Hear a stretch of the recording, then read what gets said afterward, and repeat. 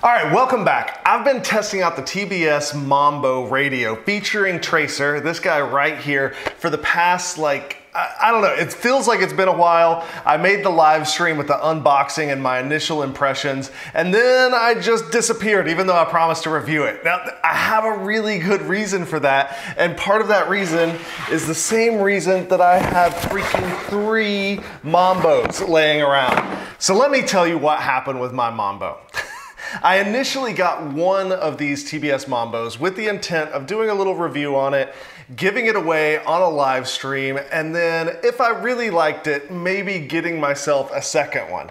Well, spoiler alert, it turns out I really liked it, but then something happened. I was out flying about a week ago, and when I packed up the car, I left the Mambo on the roof of the car. Now, I didn't realize it until I got all the way back home that I'd left it, and it was like midnight. We went out and searched all along the highway, but the radio was nowhere to be found, and I was a little bit devastated. I was scared that I wasn't gonna be able to find another one in stock anywhere. I knew that I had to get another one to give away because I'd already promised you guys to give away a Mambo, and I wasn't gonna let you down. And I had come to really like the Mambo and decided that I wanted to get one for myself to use on a daily basis. So I had to get 2 Mambos, one for you guys, one for me. My seat is sinking. Why is this happening?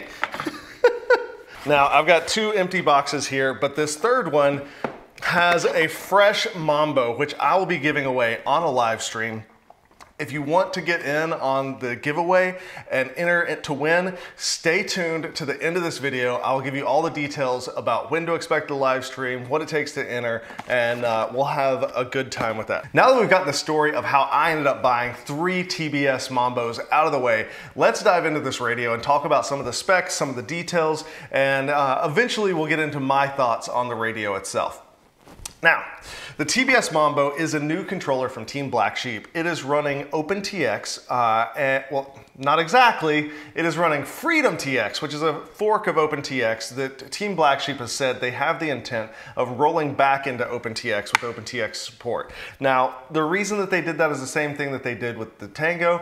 They wanted to have the ability to customize some features and get those baked in and then give it back to the OpenTX devs. Now, when the timeline for that OpenTX remerge is gonna be, I don't know, and frankly I don't care because Freedom TX works perfectly fine. Now, let's talk about what's on the exterior of this radio. Of course, we have 2 gimbals, we have 4 3-position switches, we have 1 2-position switch on the shoulder here, we have 1 momentary switch on the opposite shoulder.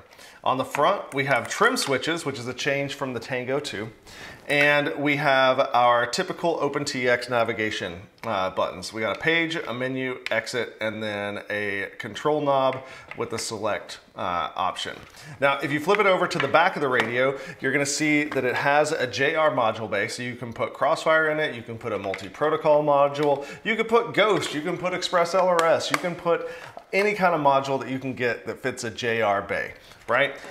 For power, this radio is powered by 2 18650s, which is nice because you can always have spares. If you're going on a long trip where you're gonna be away from power, you can have a couple of spare 18650s. If the batteries go bad for any reason in the future, it's really easy to find some spare 18650s to power this guy. Now, on the bottom of the radio, we have a headphone port, which I never use. I can't imagine who's going to use that headphone port.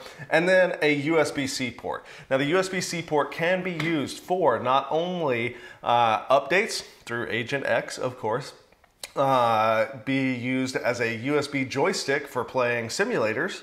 It also charges those 18650s. So since I've had the radio, I have not taken those batteries out to charge externally. Now, while you could do that if you were so inclined, you don't have to. You can just plug this thing into a USB-C and it's gonna charge up just fine. Now, one of the things about this USB-C port that I really like is that it's not on the very bottom and it's not on the back of the radio. A lot of radios, they'll put that USB port on the backs, which means that you can't lay it down on a table while you're playing the simulator. Or they put it in the middle of the bottom, in which case you can't hold the radio up against your chest to play the simulator.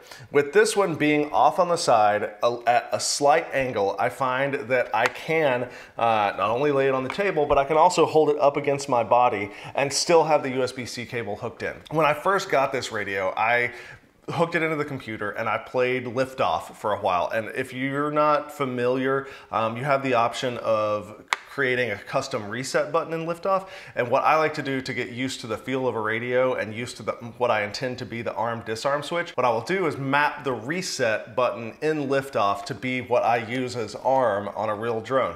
That way when I start crashing in Liftoff, my immediate reaction is to hit the button, which resets, and will then be the button to disarm later, so that I'm quick to hit buttons that I intend to use. It only took me maybe an hour or so of messing around in Liftoff before I felt completely comfortable with this radio. Now, other details about the radio. The 3-position switches, do they feel nice? 3-position switches are 3-position switches. I hate to break it to you, but if you rip apart any radio, whether it's a Futaba, a Spectrum radio, a FR Sky radio, a Fly Sky radio, all of these switches are coming from pretty much the same supplier, and they all feel just about the same. There might be slight variations, but the switches are perfectly sufficient. The potentiometers, the pots, if you will, the pots have a nice resistive feel to them. They are both center notched, and they feel good. They're gonna do a good job. I don't use the pots on a radio for much. I actually have this pot, the right one, mapped to be my volume control for the radio. That way I can power it on as full volume, I can power it on and it be completely silent. I can tweak it based on the environment that I'm flying. So I've done that for a long time. I really like it. I'll show you guys later just how to do that. It's really easy to do in the special functions. All right, let's talk about the gimbals real quick. These are Hall sensor gimbals. What that means is that it uses a magnet and a sensor to sense where that magnet is moving. They're very precise. They are the same as the gimbals that are in the Tango 2, which has its upsides and downsides. Now, I like the feel of the gimbals in the Tango 2, but they're not the easiest gimbals to calibrate. If you've ever had to calibrate a Tango 2, you know that it's very particular and you have to get it just right. However, I've gotten pretty good at the process and I've not had many issues since then. It's just something to be aware of, that it's not gonna be the easiest gimbal to calibrate. Another thing to note is if you have an old Tango 2 laying around that is broken, or that you don't use, or that you're upgrading from, you have the option of swapping in the Pro Tango 2 gimbals into this guy to have the folding gimbals on the Mambo. Why they aren't selling a version with the folding gimbals, I don't know, but it's not available. You may have seen online people complaining about quality control issues with the Mambo. As someone who has had 3 of them in, I want to speak a little bit about this. I've seen claims of the screen not lining up properly. Of all 3 of the Mambos that I have had, that has not been an issue. The screen has been perfectly aligned. As you can see right here, it doesn't stick out on any side. The sticky Momentary switch, the first Mambo that I had, the Momentary switch was a little bit sticky, but that can be mitigated with a little bit of oil in the housing, and I'll show you just where to put that. This one, no stick on the Momentary switch. It's just not an issue. Why it was an issue in the first one that I got and not an issue in the other 2, I don't know. All right, let's talk ergonomics. I really like the feel of this radio in my hands. Now, I fly thumbs, so if you pinch, your mileage may vary, but I want to just show you how it fits in my hands. So when I am holding this radio with my thumbs on it, it lines up like this. You can see that my fingers are on the switches. I use the E switch here as my arm switch. A is actually a safety. I can't arm unless I have that down. And then I'm not currently using the Momentary for anything other than resetting my timer. Yes, I still fly with a timer in 2021. Don't, judge me. But the feel is really nice. The one thing that I like a lot about this radio are these little back grips here. The radio sits on, it's a little piece of rubber that the radio sits on when you lay it down on a flat surface. But when I'm holding the radio, it gives me this very nice positive control of the radio so that it fits so nice in my hand. And on the sides of it, I don't know if you can see this. We'll go over here to this camera. On the sides, you can see how there's an angle change right here. So it just comes in with my palms right there. And I am so square and on this radio. I've got a grip on the backside with my fingers, and it just feels good. Now, I know that there's a lot of you guys out there that are either pinchers or hybrid flyers, and while I don't fly either of those, I did consider trying to switch again to be a hybrid pincher for this radio because it feels so good when I hold it with the hybrid pinch as well. Again, that positive control on my palms, and the switches don't get in the way no matter how much deflection you use in a hybrid pinch. The one thing that I don't like about it is my favorite arming button, this shoulder here, with that hybrid pinch, it just doesn't line up. My middle finger ends up coming all the way across the button, and if I want to push it, I have to like push it with that knuckle there. So is that a deal breaker? No, but is it something that you're gonna have to get used to if you wanna use those switches?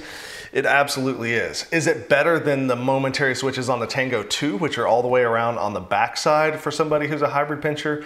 I think that it is. When you compare the Mambo to the Tango 2 for hybrid pinching, you'll see that with the Tango 2, I have the same problem on those shoulder buttons not falling underneath the ends of my fingers. But your Momentary switches on a Tango 2 now are located in the back, and you have to press with your ring finger.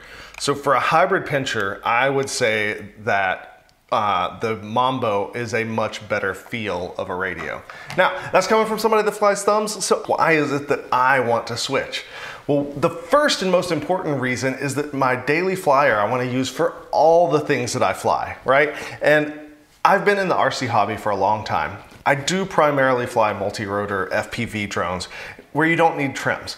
But I also enjoy line-of-sight fixed-wing planes, whether it's like a 3D foamy or a flying wing, and I want to get back into building some of these RC planes, and the Tango 2 is just not the best controller for that because you don't have trim tabs. Enter the Mambo. Trims are back. So another reason that I am moving from the Tango 2 to the Mambo for my daily flying needs is that I've been using the tracer system a lot lately. And when you put tracer on a Tango 2, it takes away from that like svelte radio that like fits in your hand nicely. Can you do a Tango 2 with an external module? 100%. Is it like nice? Yeah, I mean, yeah, I don't like having to grab the radio out of my bag and a module out of my bag and put it on and put an antenna on. I would rather have it built in for the system that I'm flying and just not have to think about it.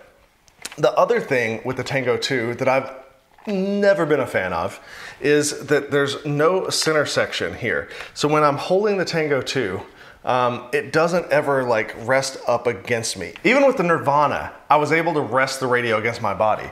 While this guy has that whole center section cut out, the hand grips come so far down that when you hold it up against yourself, the little nubs are like on my belly. So this radio, I was able to rest on my stomach. The only radio I've ever flown, and I've flown a lot, the QX7, the X9D, the Nirvana, the IX12, the D8, the Tango 2, and now the Mambo.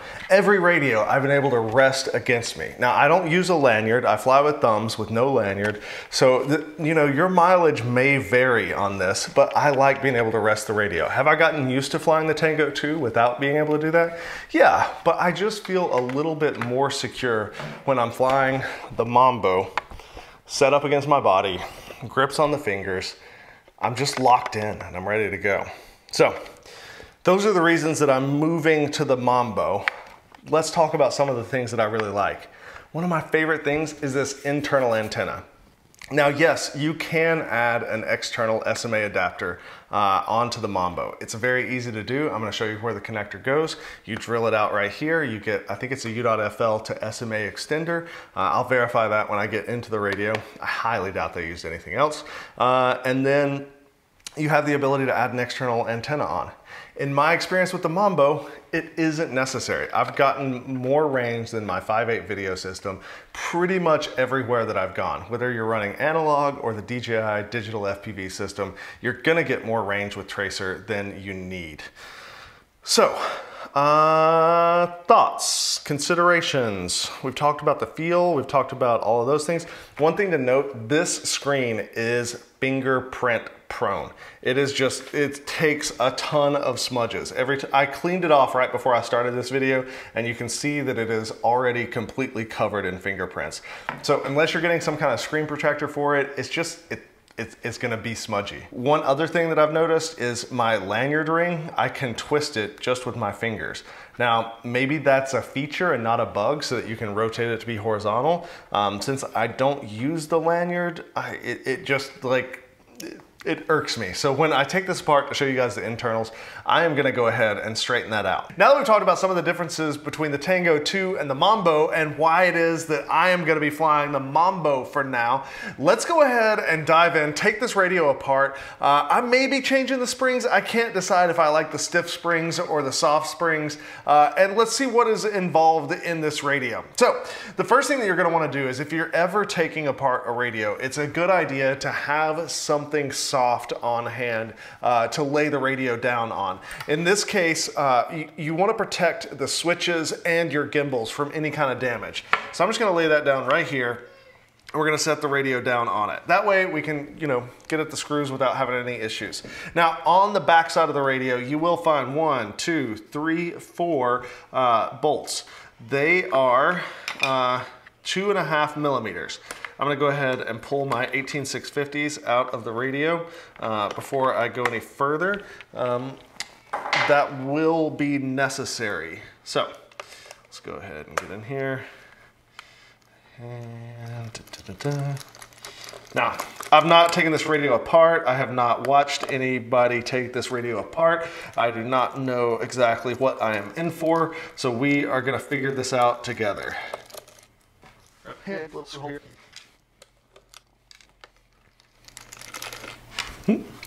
And one thing to note is these are machine screws, meaning that they're designed to screw into plastic. So there's not going to be any kind of like press nut on the other side, which, it's for a radio that's $130. I think that is perfectly fine. Would I prefer to see some kind of press nut on the other side so that we are not going to possibly over torque it and damage the radio? Clearly I would. Oh, wow, that was easy. I thought that I was gonna have to take the rubber grips off the side. That's interesting how they did this. So these plastic rubber grips that go on the sides, if you can see here, they just they slot in and are held in place by these flaps. So it's not like the Tango 2 where you have to like pop those out. In fact, I'm not sure that you could pop this out with the case assembled. The ones on the back do have the same type of little locking system where you can pop it out of the corners, etc. I'm not gonna do that to mine because I don't have any need to take those off and I wanna just leave them on, not make them get loose. That's interesting. I like that design for those rubber pieces. What I don't like, and there have been complaints about this, are that these switches are soldered onto the PCB. So in order to change switches out, you will be, man, it's not gonna be easy. Can you do it? Yes. If you have like a hot air station, this is not that hard of a job to do. If you have multiple soldering irons, you can probably get away with it. If you have a soldering iron with a large enough tip, you might be able to get away with it, but there's a good chance that you're gonna mess up pads and have an issue. Looking at this PCB, there's a couple of things to note. I did not technically need to take off the 18650s. That battery holder is part of the PCB here. Be careful with these pins. You do not want to bend these. That is part of your JR module. Replacing the springs in the gimbal, it is kind of a pain to get underneath these PCBs. It was the same on the Tango 2. Can you do it? Yeah. Is it easy? Not exactly. Our internal antenna here is the diamond. It has been working great for me. I do not plan to even add the external like SMA mount for an additional antenna. The reason for that is, the way I look at it is this. If I am flying the 2.4 gigahertz tracer system, I am probably flying freestyle in a fairly closed-in space. If I need something to go out and reach like the mountaintop, I'm not gonna do that with tracer. I'm just not. I'm gonna go to Crossfire because I trust it, I've known it, I've used it. Could you do that with Tracer? Probably. Am I gonna be more comfortable with Crossfire? I am. So I'm just gonna go to that if I need that extra range. I don't foresee me ever wanting to use an external Tracer antenna. I haven't seen the need. I haven't had a failsafe on Tracer yet. Oh, wow. Okay, that's cool. So a student module receiver. So you could add a Crossfire nano receiver or probably even a Tracer nano receiver in here and direct solder it to the board and then have this as a student model. That's an interesting little add-on that I hadn't heard about. What else have we got in here? Yeah, the one thing I'm not seeing in here is the antenna connector for the external antenna. So I'm guessing I'm gonna have to take the entire PCB off and flip it over to get to that. If you do have a sticky Momentary button, what you want to do is add a little bit of oil right here and it should loosen it up right away. I've not had an issue with this one. The first one I was flying, that Momentary was a little bit sticky, but I never got in here to try to take it apart and do anything with it. All right, so I was right, the machine screws, they are screwing into plastic, so you're gonna want to be very careful not to over torque this when putting it back together. Otherwise you can do damage to that. So the screws on the external on the back of this are 2.5 millimeter drivers. The ones on the inside are 1.5. And I'm gonna guess that these ones with the big circle are the ones that we need to take out in order to remove the PCB. I'm hoping that we don't have to take the rings off of the switches, because that's kind of a pain to do. I would hope that they don't make us do that. Let's find out. Especially if it's considered that you're gonna be, if they are expecting you to take this board out in order to add that antenna extension, I would hope that they have not made it necessary to take the switch holders off. But it looks like they may have. I don't see how that's not required. Okay, am I fully committing to this? I guess I am.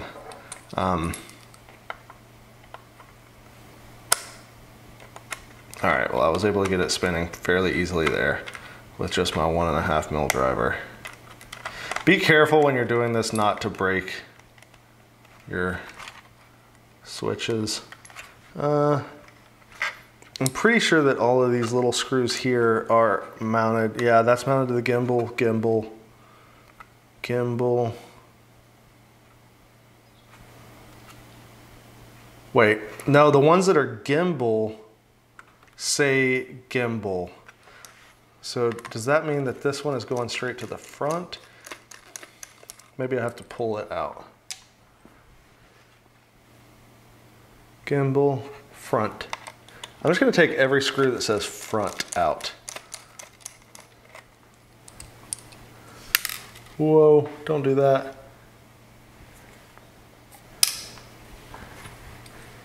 Gimbal, front. I'm gonna keep the trim switch ones on. Gimbal.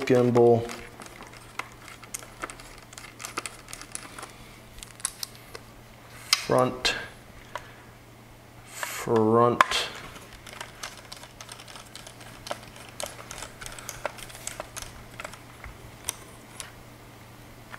Yeah, I don't see how I can get this off.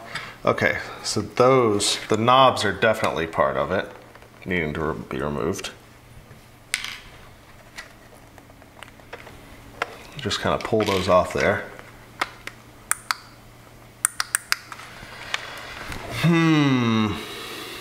That is still not moving. I'm still pretty sure that we're gonna have to take these off.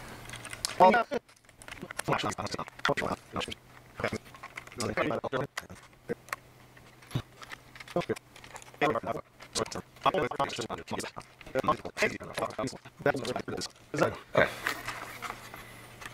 And with that, I'm just going to easily lift it off. Keep an eye out for any kind of cables. Oh yeah, we got a speaker cable here.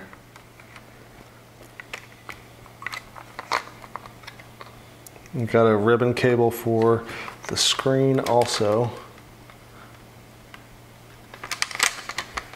Let me just pull the speaker cable out.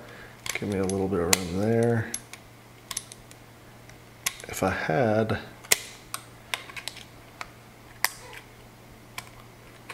there we go. So now I can flip this up. Perfect.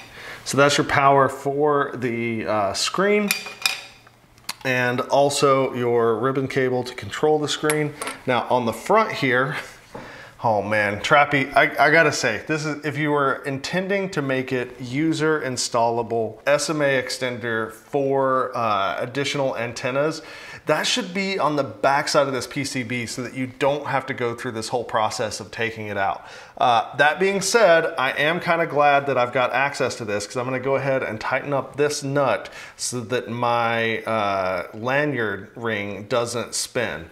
You could also, if you wanted to, install some kind of stud or something cool there in lieu of that lanyard ring, if you are like me and don't fly with the lanyard.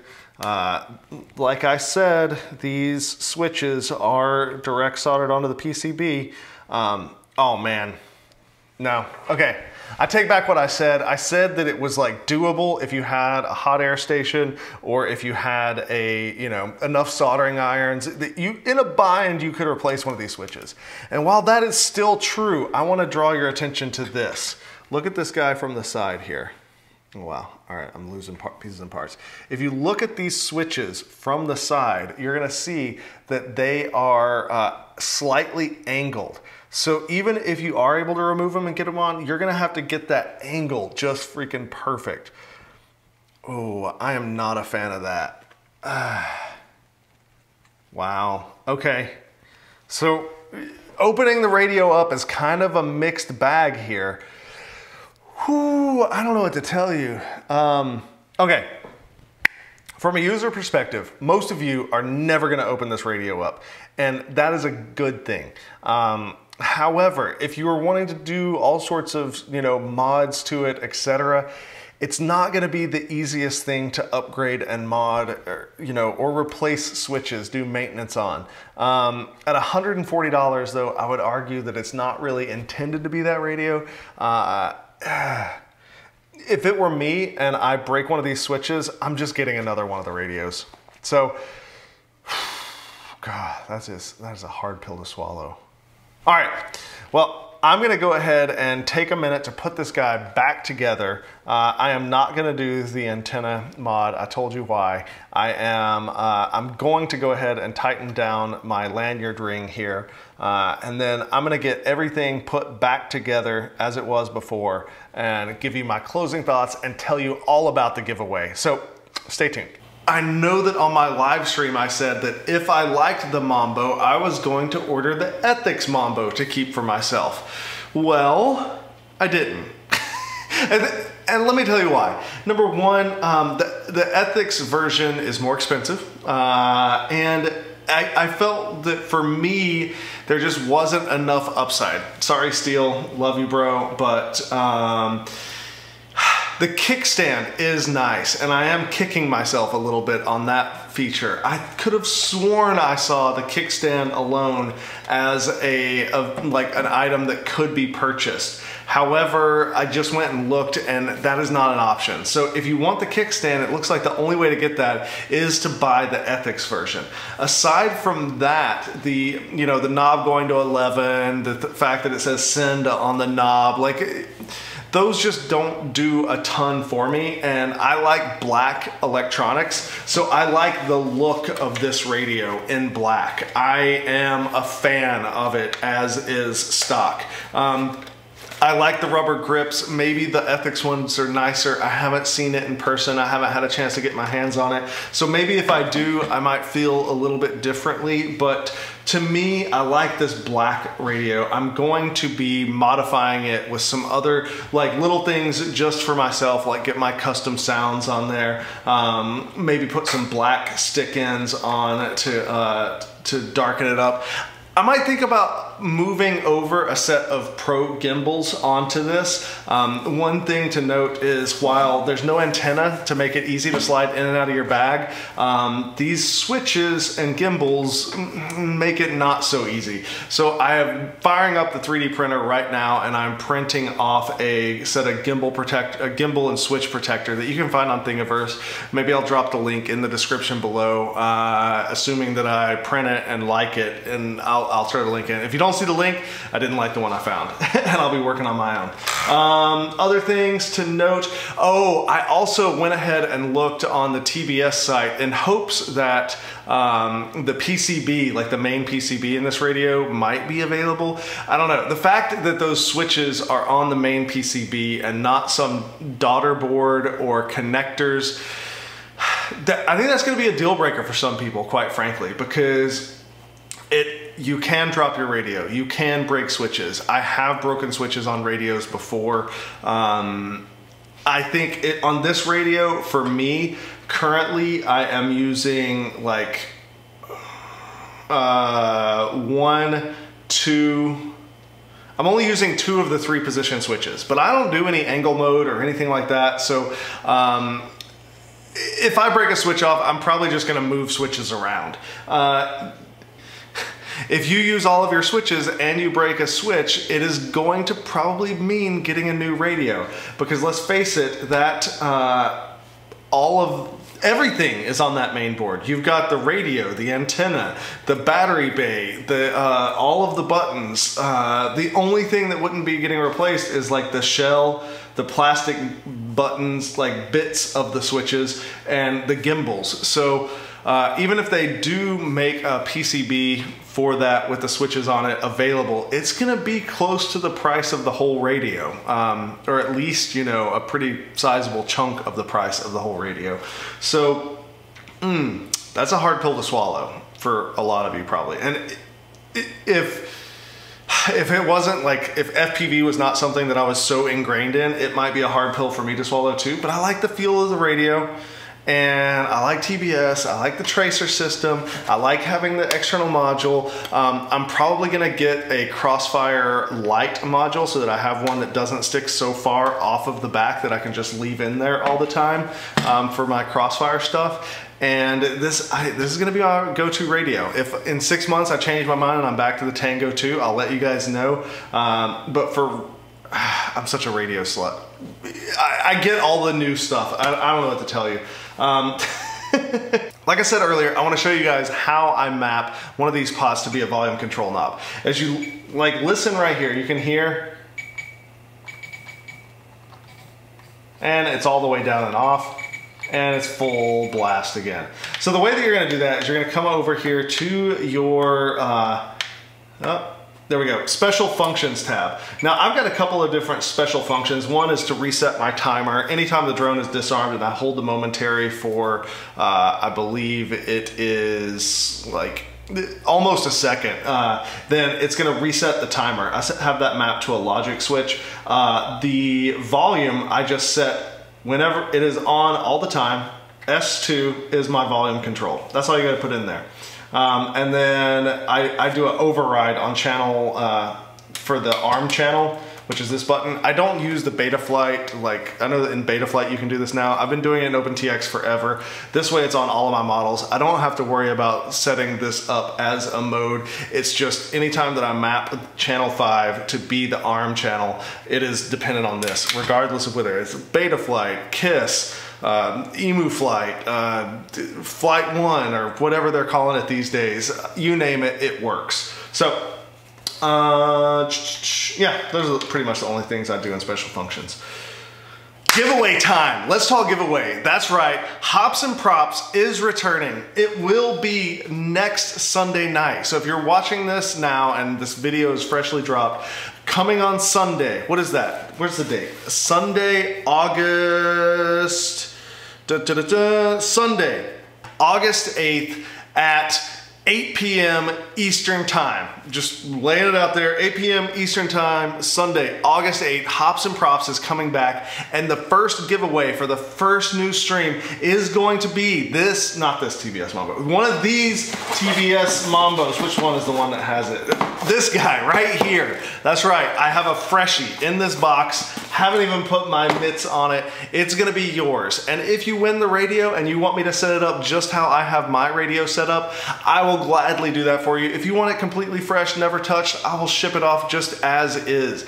So what do you have to do to win this giveaway? Well, if you've never seen a Hops and Props before, it's basically where I do a live stream and watch your videos, and at the end of the night, I pick out one of my favorite videos to give away a prize to. And this time around, it's gonna be a TBS Mambo radio. Now, sometimes I've had different themes in the past, but I've never done a power loop challenge. So this time, we are going loopy for the Mambo. That's right. So get in your power loop videos. I'm gonna pick a winner, and whoever has the best power loop is gonna get this TBS Mambo. In order to be eligible for this contest, the video has to be up on YouTube. We are only gonna watch YouTube videos. Sorry, no Instagram, no Vimeo, no Facebook. I don't know what other platforms it is that you're uploading to, so it has to be a YouTube video, and I'm gonna limit submissions to 1 minute long. That way we can get through as many possible videos as possible. As many possible videos, you know what I'm saying. We're gonna get through as many of the videos as we can. I wanna keep the submission window open for a long time. That's right, in order to submit for the Hops and Props videos, you have to be online at the time that I go live. So I will start the live stream, I'll do my intros, we'll talk for a little bit, say our hellos, then I'm gonna open up submissions on the Stingers Swarm Discord channel. I've had links in the past. I will throw a link in right here so that you can go ahead and join and be ready for it. And the submissions will go live on Discord. They will only be open for a limited amount of time. Now, since we're limiting the videos to 1 minute long, I will keep the window open for longer than the usual 20 seconds, but not that long. So be sure to not miss out. Be there and be ready with your best power loop, and winner gets a Mambo. Now, this prize is provided by me. I purchased all 3 of these radios, even the one I lost. None of it was given to me by anybody else, and I want to keep it that way. So going forward on the Hops and Props live streams, I'm gonna be giving away prizes, but I'm gonna take the donations that you guys make in Super Chat and over on Streamlabs, and that money is gonna get rolled into the prizes for the next live stream. So if you come and you feel like donating a little bit to what we got going on there, drop a few bucks my way, and I'm gonna put it right back into making content for you guys and giving away prizes on Hops and Props. So I hope you enjoyed this video, and I hope that you're walking away with a better understanding of the Mambo and whether or not this is the right piece of kit for you.